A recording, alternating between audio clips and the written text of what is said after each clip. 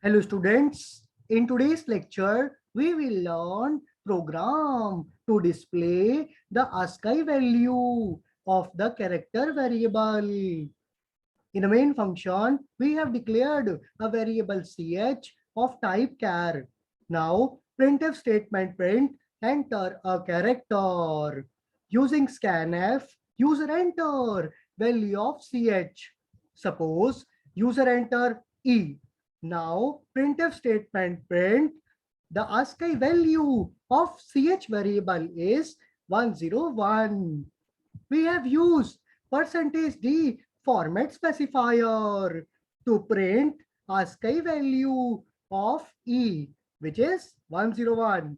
And our program ends here. Here is the output. Enter a character. User enter E. The ASCII value of ch variable is 101. So we end our lecture today. Thank you.